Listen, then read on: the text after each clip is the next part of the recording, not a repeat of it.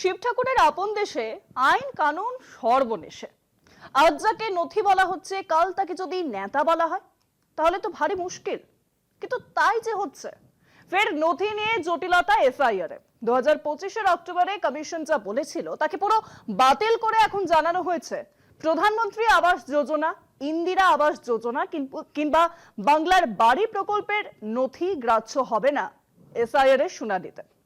শুনানি শেষে নির্বাচন কমিশনের এমন নির্দেশে নয়া সমস্যার মুখে বহু মানুষ। ইতিমধ্যে যারা কমিশনের ঘরে বসবাসের প্রামাণ্য হিসাবে কেন্দ্র কিংবা রাজ্যের আবাস প্রকল্পের নথি জমা দিয়েছেন, তাদের কি হবে? এত মানুষের হয়রানির দামই বা কে দেবে? উঠছে একাধিক প্রশ্ন।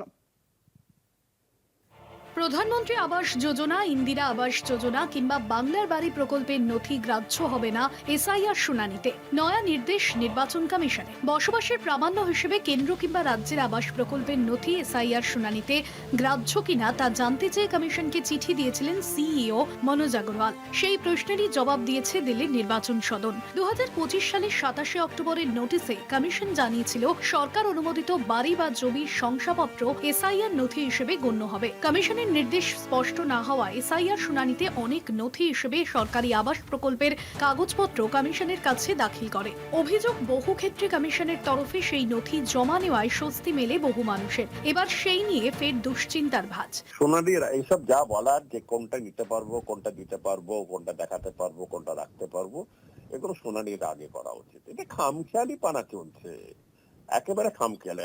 একটা অভিজ্ঞ প্রশাসক কি করে যে সব অর্ডার দিচ্ছে আমি তো বুঝতে পারছি না।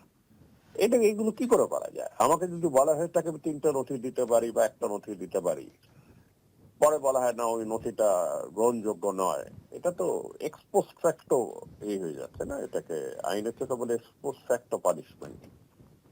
এগুলো একটাও টিকবে না।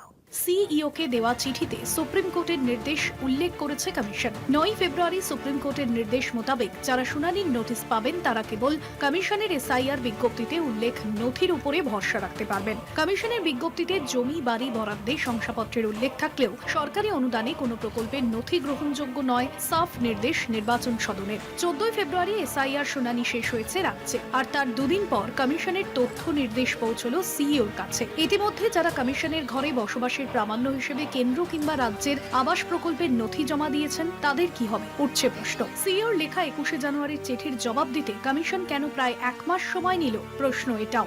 কলকাতা টিভি।